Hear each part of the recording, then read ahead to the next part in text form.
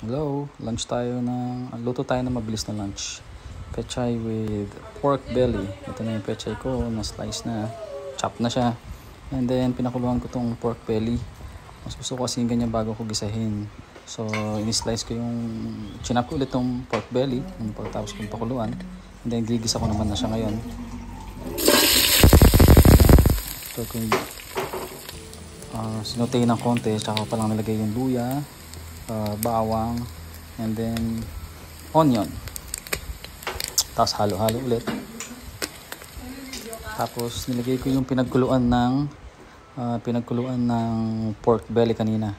And then yung vegetables na, and then yun na. Luto na. Simpleng lunch. Let's go.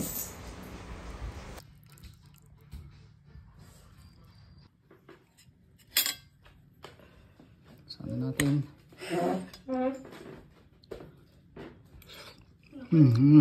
Up.